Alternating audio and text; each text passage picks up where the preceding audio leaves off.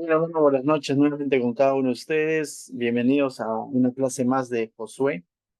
Estamos estudiando el libro de Josué verso a verso y el día de hoy vamos a estar viendo del capítulo 15, verso 20 hasta el capítulo 16. Hacer un poco de memoria del capítulo 15, estamos viendo la repartición de tierras para la tribu de Judá y dentro de esta tribu de Judá encontramos cómo es que se repartió del verso 1 al 19 a esta familia de Caleb, ¿no? Y vemos cómo es que Caleb pide su herencia y vemos una diferencia en él, ¿no? Una distinción.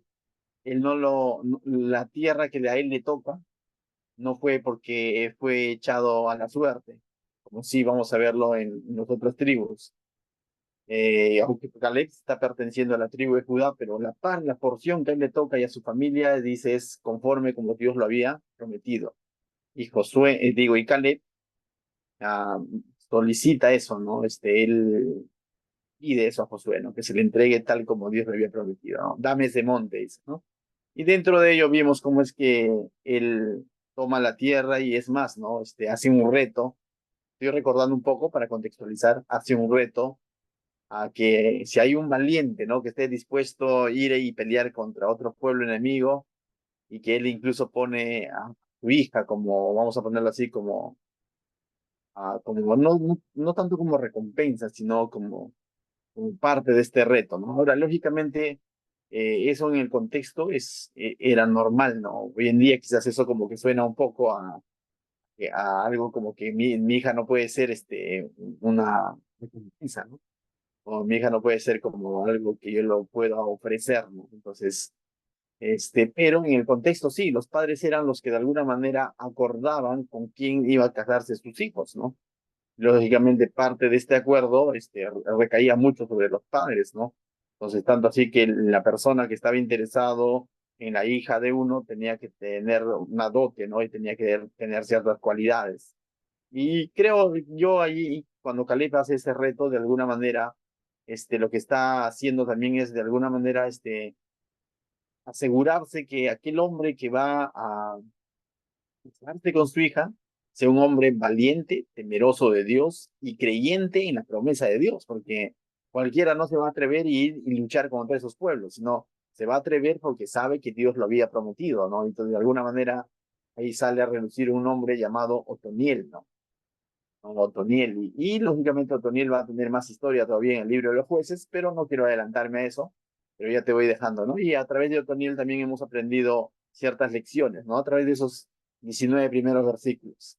Bien, ahora el verso 20 al 63, quizás para algunos quizás es tedioso cuando no somos dados mucho a la lectura, es tedioso porque básicamente es una lista, una descripción de nombres de lugares, de pueblos, ¿no? Y nombres todavía que en muchos de ellos con su origen hebreo, ¿no? Que quizás es un poco complicado incluso pronunciarlo, ¿no? Entonces, pero debemos recordar algo. Dice la escritura, valga la redundancia, dice la Biblia que toda la escritura es inspirada por Dios y es útil para enseñar, para redarguir y para corregir en justicia. Y cuando dice toda, es porque es toda. Mínimamente toda la escritura escrita hasta el momento en que Dios inspiró a Pablo para escribir esto a Timoteo. Nosotros sabemos que esta frase o este principio abarca toda la Biblia, definitivamente, ¿no? Porque toda la Biblia fue inspirada por Dios. Ahora, pero cuando uno llega a pasajes como estos, donde de pronto te dan una lista de descripciones, no es el único libro, más adelante vamos a encontrar libros así, ¿no? Por ejemplo, de genealogías y todo lo demás, pero de alguno uno podría ponerse a pensar y decir, ¿y esto qué me quiere decir, no? ¿Y esto de qué manera me redarguye? ¿De qué manera me enseña? ¿De qué manera me corrige? ¿De qué manera me instruye, no? Esta lista de nombres. Quizás para nosotros no recobra tanta importancia, quizás, ya te voy a decir, pero imaginemos así, vamos a hacer un ensayo. Y de pronto, Julio César, ¿no? Ya su hijo, ya sus hijos están grandes, y Julio César dice, bien, voy a dar lectura de la herencia que voy a dejar a Tiago y a Luna. La atención ahí de ambos va a estar ahí, ¿no? porque Julio César va a comenzar a nombrar cada una de las cosas, de las tierras allí en la selva, quizás, ¿no? Y con sus nombres y todo, ¿no? O va a comenzar a describir de los objetos, herramientas, es qué sé yo, ¿no? Sus guardados que tiene en la cuenta en el BCP, en el Continental, y va a dar números. Entonces, pregunto yo, los dos interesados, los dos herederos, ¿estarían atentos o no? Definitivamente, ¿no? Atentos a ver qué porción le toca. Entonces, en el contexto, esto para para el israelita o para los de la tribu de Judá, siendo de manera más exacta, esto era de suma importancia, ¿no? Ellos, escuchar estos nombres era de suma importancia, tanto así que podríamos creer que ellos se lo aprendían incluso de memoria, ¿no? De memoria se lo aprendían y decían, tal lugar me pertenece, ¿no? Para ellos estos nombres de ciudades, lugares, va a ser bien familiar para ellos. Es como que para nosotros hoy en día quizás no necesitas tener una lista de los distritos de Lima, pero si te digo, pronúnciame los distritos de Lima, tú lo vas a pronunciar, porque es familiar, ¿no? San Martín de Porres, Miraflores, Breña, Jesús María, y vas a comenzar a pronunciarlo, ¿por qué? Porque en algún momento lo leíste, en algún momento familiarizaste con esos nombres y se volvió parte de ti, porque es parte de tu contexto. Entonces, estos nombres para ellos, quizás para nosotros un poco tediosos incluso de leerlos, pero para ellos era de suma importancia, era de suma importancia.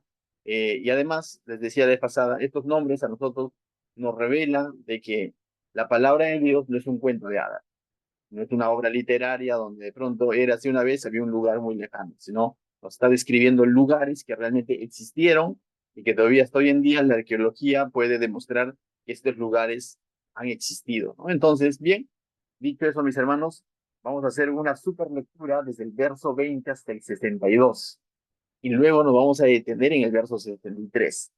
Bueno, básicamente te adelanto que esto es una descripción de los lugares que le va a corresponder a los hijos de la tribu de Judá. Entonces vamos a leerlos del verso 20, a ver si me acompañan. Ustedes con su Biblia física, pero leo acá. Esta pues es la heredad de la tribu de los hijos de Judá por familias.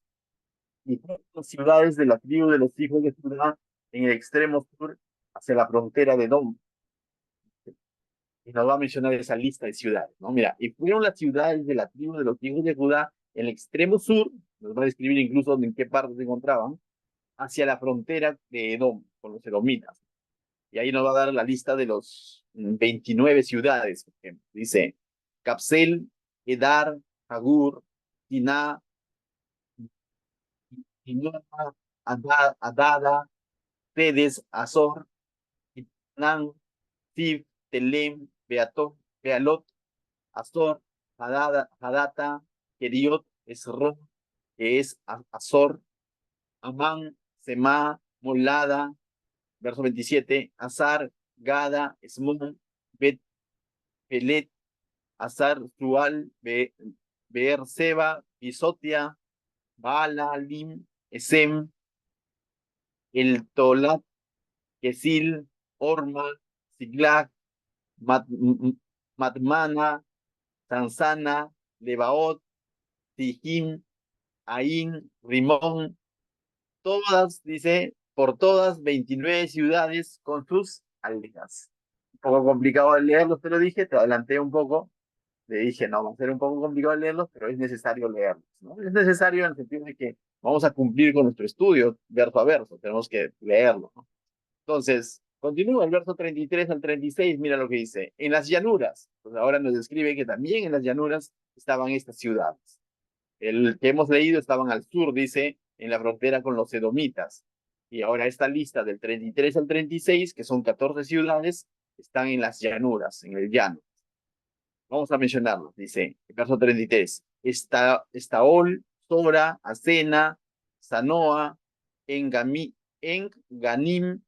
Tapúa, Enam, Jarmut, Adulam, Toco, Aseca, Saharaim, Aditaim, Gedera, Gederaotaim, 14 ciudades con sus aldeas. Continuamos.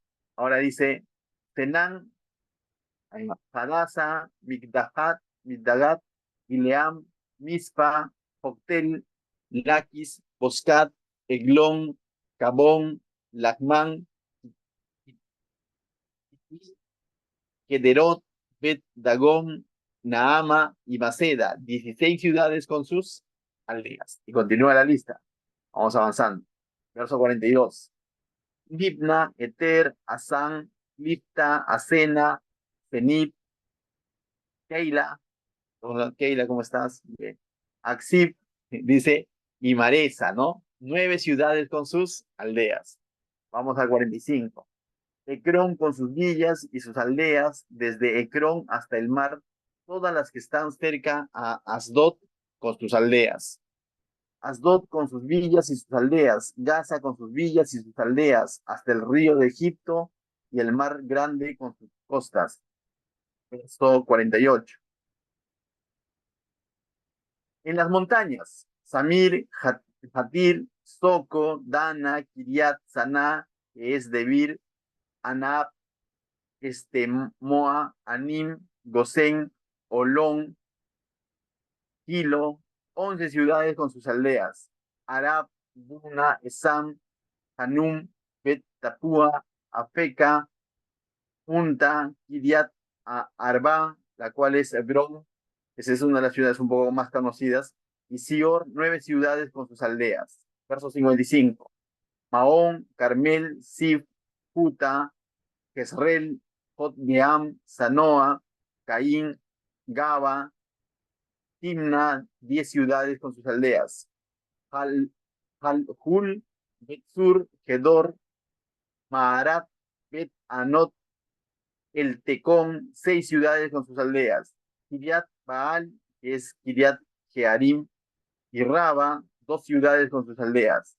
Y en el desierto, también en el desierto hay bendición, dice Bet Araba, Midim, Secaca, Nipsan y la ciudad de la sal y Engadi, 6 ciudades con sus aldeas. Y alto ahí. Entonces nos da toda una descripción y créeme, cada uno de estos nombres que acabamos de leer para Israel al momento de escucharlos eran un cumplimiento de la promesa de Dios. Cada una de estas ciudades que tú acabas de escuchar en las llanuras, en los montes, en los valles, incluso en el desierto, para el israelita lo que es el cumplimiento de Dios a su promesa. Te está haciendo tangible, está diciendo, esto es para ti, esto es tuyo, esto ahora les pertenece. Y ellos están tomando posesión de cada una de esas ciudades que Dios les había prometido. ¿Ven? Entonces, cierto, quizás yo te digo, mencióname 5 de esas ciudades, ahí sí de acuerdo, no de acuerdo. Pero yo quisiera hacer una aplicación de esto. O sea, si Dios te pidiera y te preguntara, mencióname 5 bendiciones que tienes en Cristo, aparte de la salvación, ¿cuáles mencionarías? ¿Tienes claro?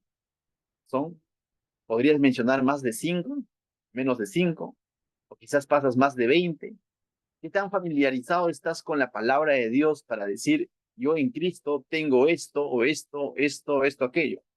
Y no me estoy refiriendo a cosas materiales, netamente, sino a bendiciones espirituales. Así como es de suma importancia para el israelita en su contexto poder conocer cada una de estas bendiciones, de la misma manera es de suma importancia para el cristiano, para nosotros, conocer cada una de las bendiciones que tenemos en Cristo. Por ejemplo, en Cristo somos redimidos. ¿Entendemos qué es la palabra redimido? En Cristo somos justificados. ¿Entendemos qué es ser justificados? En Cristo somos santificados. ¿Entendemos realmente qué es ser santificado en Cristo?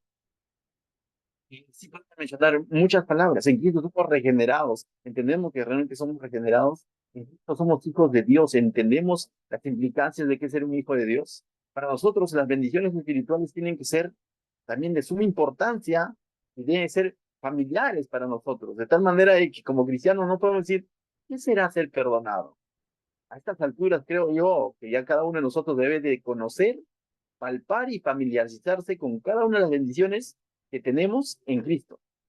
No solamente decir, bueno, dicen por ahí que soy salvo. No, soy redimido, he sido perdonado, soy hijo de Dios, he sido salvado, he sido declarado justo, he sido santificado, tengo que tener una vida distinta a cómo se conduce el mundo. Entonces, te das cuenta que entender y conocer las bendiciones que tenemos en Cristo va a comenzar a repercutir en nuestra vida, va a comenzar a repercutir en nuestra manera de ver la vida, nuestra manera de vivir, valga la redundancia. Vamos a empezar a repercutir. Para ellos, conocer cada una de estas bendiciones físicas, materiales, es de suma importancia, porque ellos van a distinguir qué ciudades les pertenecen, de qué ciudades pueden ser que aprovechan. ¿Dónde se encontraban estas ciudades? Si se encontraban en el desierto, si se encontraban en el monte, si se encontraban en la llanura, si se encontraban hacia el sur, hacia el norte, en frontera para ellos es de suma importancia. Distinguir estas bendiciones. Para ti y para mí es de suma importancia distinguir las bendiciones espirituales que tenemos en Cristo. ¿Ve? Pero ahora quisiera detenerme, les dije, en el verso 63. El verso 63 es un verso interesante porque dice, después de habernos dado la lista de todas esas ciudades, mira lo que dice el verso 63. Más a los jebuseos, ahí hay una ciudad de los jebuseos, que habitaban en Jerusalén, los hijos de Judá no pudieron arrojarlos y ya ha quedado el jebuseo en Jerusalén con los hijos de Judá hasta hoy. Y cuando dice hasta hoy, se estaba refiriendo hasta el momento en que mínimamente se cerró el libro de Josué. Ese momento en que se culminó de escribir el libro de Josué, los jebuseos estaban todavía tomando posesión de Jerusalén juntamente con los hijos de Judá. Yo te pregunto, ¿qué es Jerusalén para Judá? ¿O qué vendría a ser Jerusalén para Judá? Más adelante Jerusalén vendría a ser la capital de Judá, pero en realidad de todo Israel. Y más adelante vendría a ser Jerusalén el lugar donde iba a venir el Señor Jesucristo. Entonces, si podríamos describirlo, Jerusalén viene a ser como el corazón de Israel, corazón del reino de Judá. Pero ese lugar estaba siendo habitado por ¿quiénes? Por los jebuseos, dice. Hasta ellos han tomado posesión de todas las demás ciudades que acabamos de mencionar y quizás ni nos acordamos los nombres. Pero de una de las ciudades más importantes no han podido tomar posesión, sino que también están conviviendo con el jebuseo. Ahora la pregunta es, ¿qué tanto no pudieron? ¿O no pudieron? Que no pudieron, aunque la palabra dice ahí pudieron, ¿no? Pero ahora uno no puede porque no tiene la actitud y la fe necesaria, o no puede porque no tiene las fuerzas. Ahora, te digo, ¿cuál de esas ciudades ellos lo han conseguido en sus fuerzas? Ninguna. Cada una de esas ciudades son simplemente el hecho de creerle a Dios que Dios se los iba a entregar, porque Dios les dijo, yo se los voy a entregar. Entonces, más tiene que ver con fe que con poder de fuerza, de que ellos, tal vez los jebuseos eran más fuertes, eran más chapados, estaban más armados, y por eso no pudieron. Nos vamos a dar cuenta, no es tanto porque no pudieron, sino porque no le creyeron a Dios o hubo un conformismo de poder convivir con el jebuseo en el corazón de Israel, en Jerusalén. Entonces, no tanto es que no pudieron. Y mira, Dios se los había prometido. Si tú vas a tu Biblia, buscas de Deuteronomio capítulo 7, vamos a poder ver que Dios les había prometido ese lugar y también les había prometido desalojar el jebuseo, sacar al jebuseo de ese lugar. Mas aquí la palabra de Dios nos está diciendo que ellos no pudieron, es decir, no lo hicieron. Dice Deuteronomio 7, verso 1. Si lo tienes, excelente, lo voy a leer. Dice: Jehová tu Dios te haya introducido en la tierra en la cual entrarás para tomarla, está refiriendo a toda la tierra, haya echado de delante de ti a muchas naciones, acabamos de leer justamente una lista de nombres, al Eteo, al Gergeseo, al Amorreo, al Cananeo, al Pereceo, al Ebeo y al Jebuseo. 7 naciones mayores y más poderosas que tú. Y Jehová tu Dios te haya entregado delante de ti, dice, y las hayas derrotado para destruirlas del todo, no harás con ellas alianza, ni tendrás de ellas misericordia. ¿Qué les dijo? Que con ellos no hagan alianza, ni tengan misericordia. Pero te pregunto, en la lista de esas 7 naciones poderosas que estaban habitando toda esta tierra prometida, ¿estaban los jebuseos, sí o no? Y vuelves a leer Deuteronomio, lo voy a volver a leer yo, Deuteronomio capítulo 7, verso 1. Cuando Jehová tu Dios te haya introducido en la tierra en la cual entrarás para tomarla, y hayas echado de delante de ti muchas naciones, al Eteo, al Gergeseo, al Amorreo, al Cananeo, al Pereceo, al Ebeo y al Jebuseo. Pregunto, ¿acaso Dios no les había prometido que también al Jebuseo tenían que desterrarlo? Y lo había hecho. ¿Acaso Dios no les había dicho que con ellos no pueden hacer alianza ni mucho menos tener misericordia de ellos, sino que tenían que desalojarlo? Ahora, cuando nosotros volvemos a Josué, capítulo 63, nos dice que ellos no pudieron sacar o arrojar de ese lugar al Jebuseo. Entonces yo pregunto, ¿Dios falló? No, el pueblo no le creyó al Señor. Está permitiendo esa especie de permisión con el Jebuseo, está permitiendo que el Jebuseo todavía se quede por un tiempo más, al menos hasta cuando se cerró el libro de Josué, el Jebuseo todavía seguía habitando en Jerusalén, el corazón de Israel. Llevándolo al plano de aplicación personal. ¿Qué tantas cosas Dios nos ha pedido que desalojemos de nuestra vida, de nuestro corazón, pero todavía se nos ha complicado y todavía lo tenemos ahí guardadito? ¿Cuántos jebuseos todavía tenemos en el corazón que no lo hemos sacado del todo? Pregunto, ¿será porque Dios no tiene poder para sacarlo? ¿O será porque nosotros estamos siendo permisivos con ese pecado que no agrada a Dios, que nos ha dicho que lo saquemos, pero no le estamos creyendo a Dios para erradicar esas cosas de nuestra vida? Y muchas veces nos autojustificamos diciendo, es que yo estoy así, que a mí me han dicho que soy así, es que me tienen que aceptar porque soy así. Y eso son simplemente permisiones que muchas veces le hacemos cosas, pecado, pesos que pueden estar formando parte de nuestro corazón y que pueden ir dañándonos. Ahora, estos jebuseos más adelante al pueblo de Israel le va a traer problemas. Problemas. Mira, qué distinto a cómo es que Caleb sí entendió este mandato, ¿no?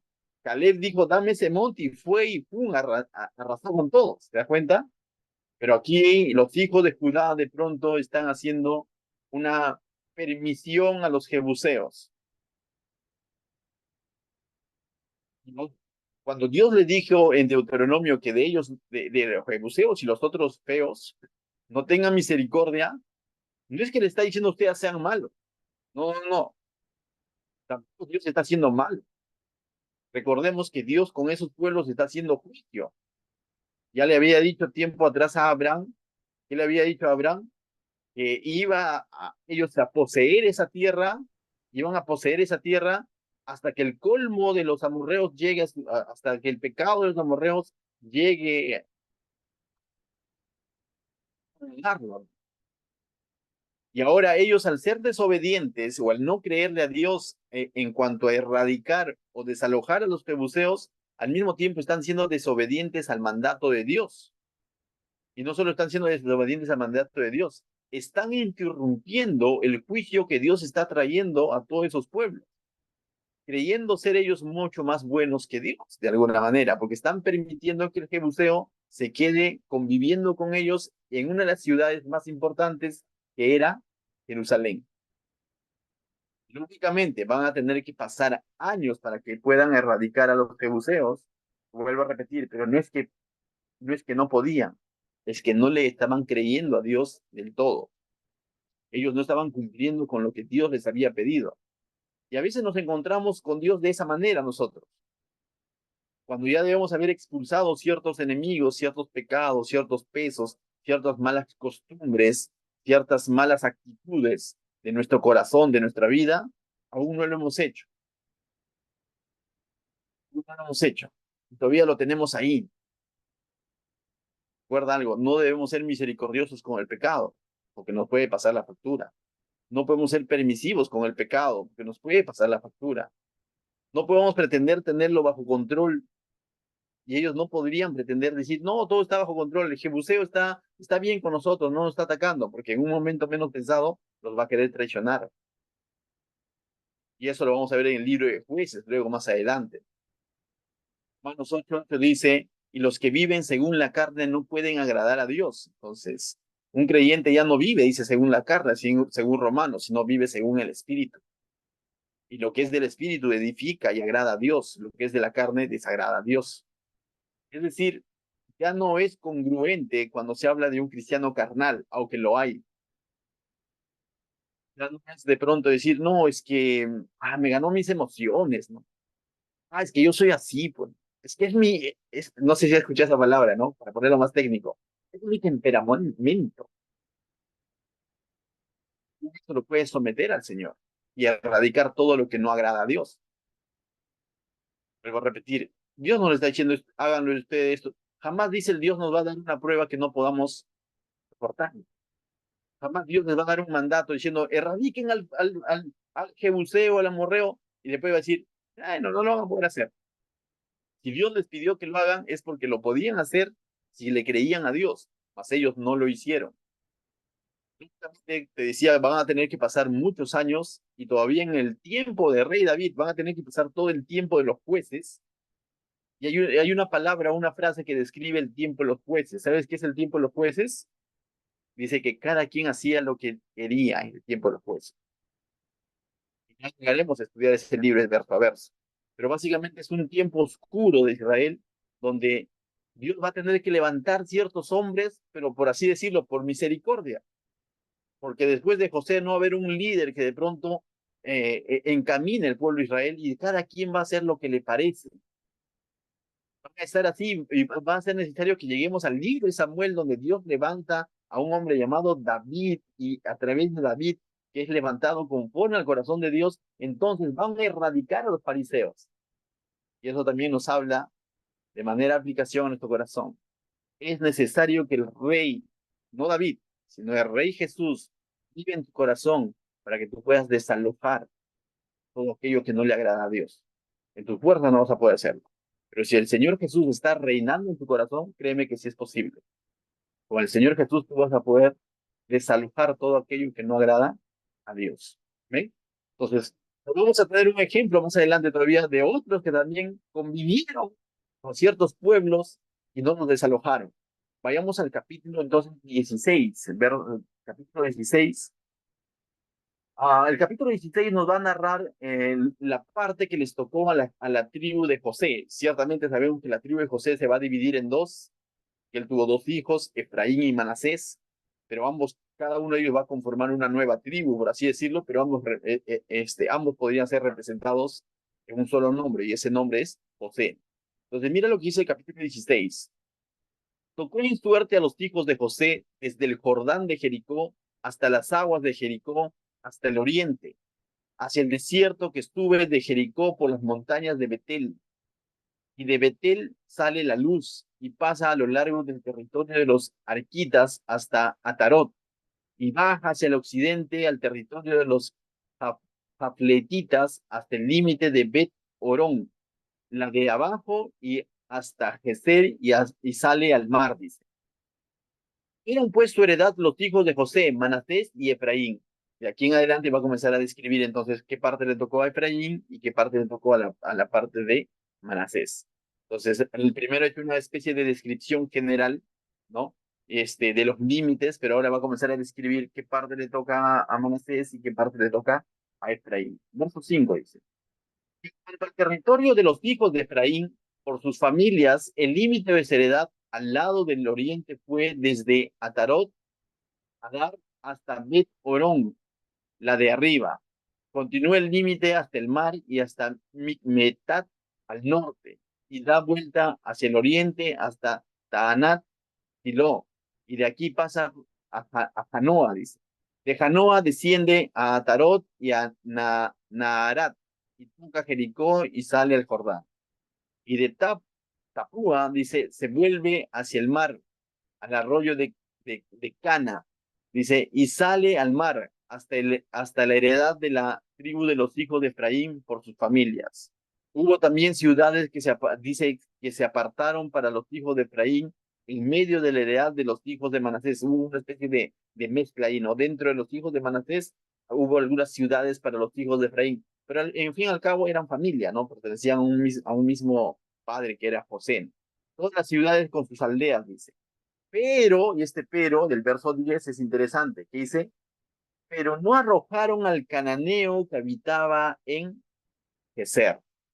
Antes quedó el cananeo en medio de Efraín hasta hoy y fue tributario.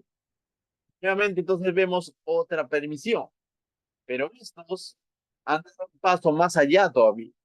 No solamente no han desalojado o no han arrojado de ese lugar al cananeo, sino que dice el cananeo está habitando con ellos y ellos están sacando una especie de provecho de eso.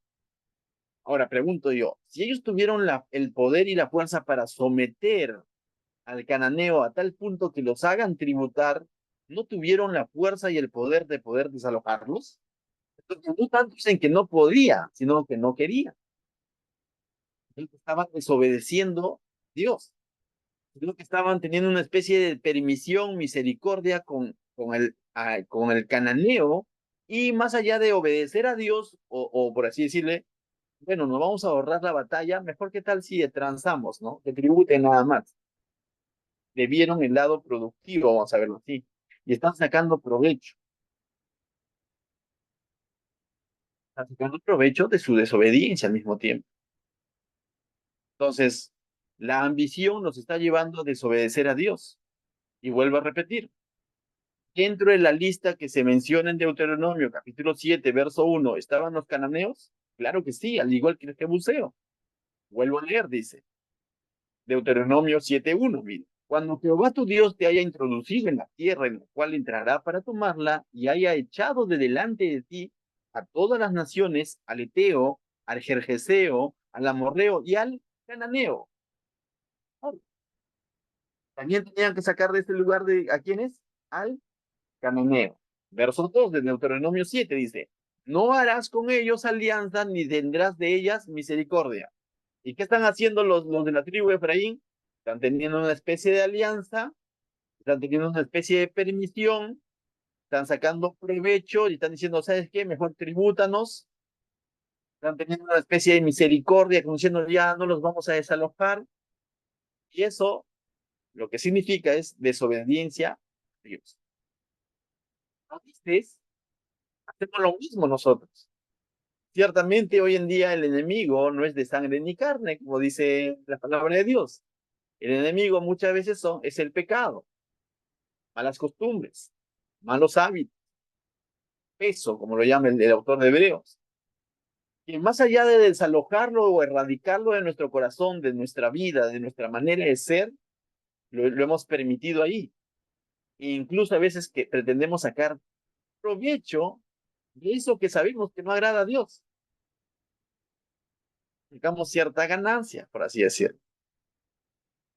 ¿Qué hay de aquel creyente que ya es creyente, ya es cristiano, y de pronto se le presenta una oportunidad de negocio, pero por ahí tiene que transar por debajo? Si todavía no ha erradicado de su vida pecado, entonces va a vender su integridad.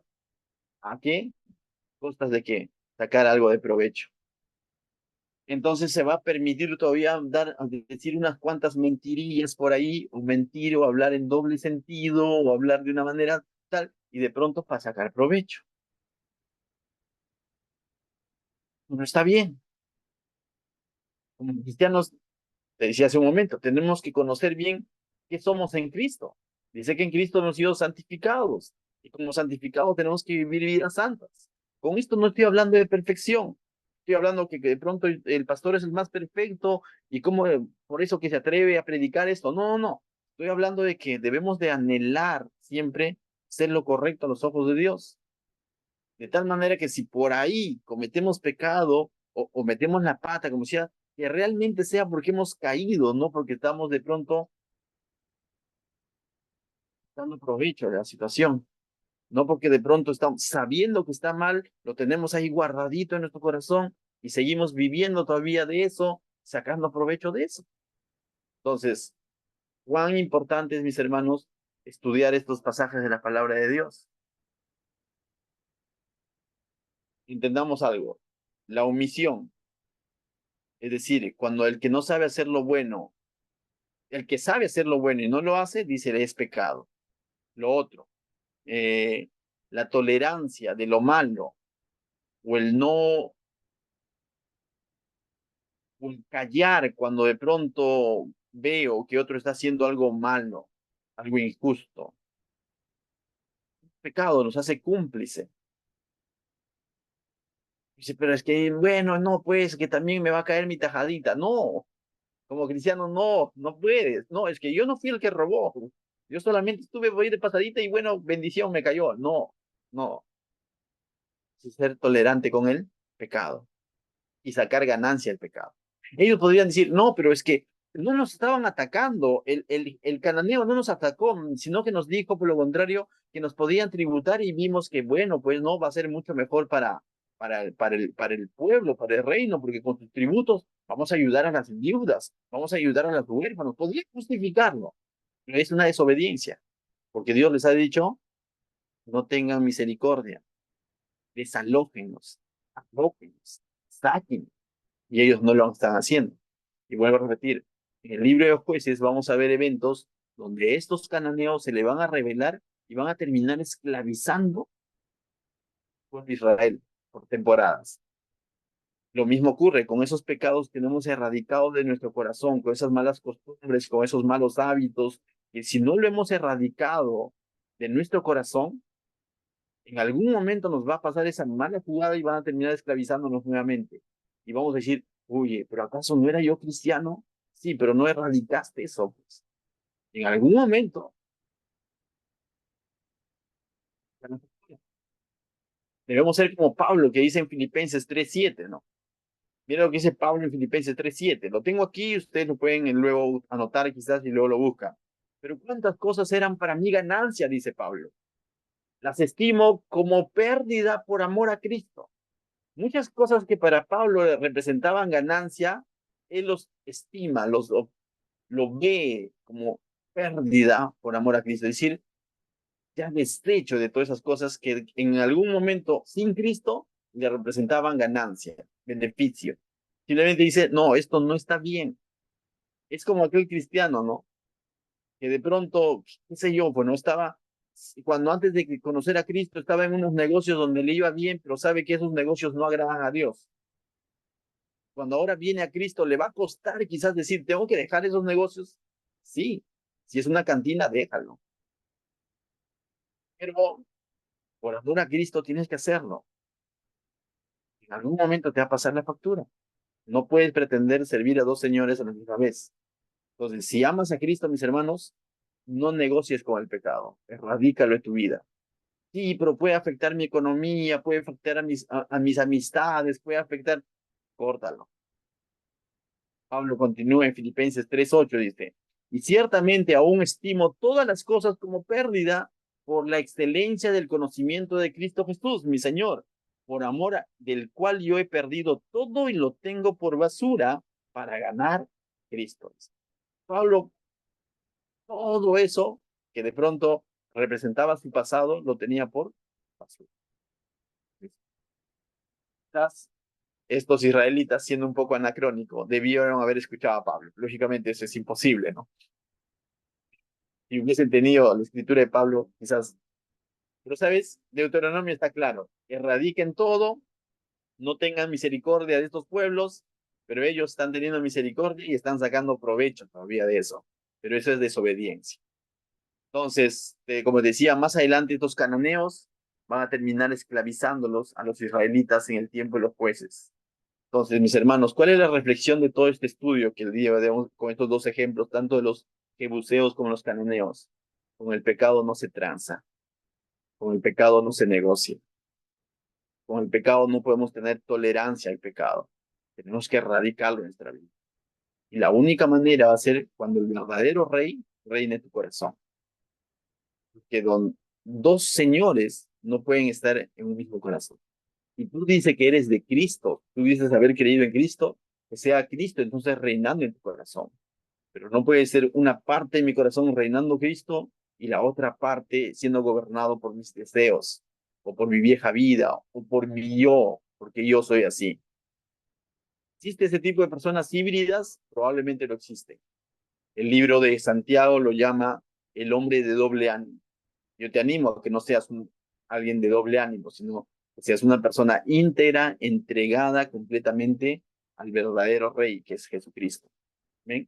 ¿Qué tal si oramos para terminar esta parte y luego tenemos un tiempo de preguntas quizás? Padre, te doy gracias, Señor, esta noche por tu palabra, Señor. Nos ministra, Señor, con estos pasajes, a que con el pecado, Señor, no debemos tener tolerancia, Señor. Vamos a erradicar todo aquello que no te agrada, Señor. Todo peso y pecado, Señor, que nos asedia, quitarlo, Señor, para seguir corriendo esta buena carrera. En el nombre de Jesús, Señor, bendice a mis hermanos, cada persona que va a escuchar este video, Señor. En el nombre de Jesús. Amén.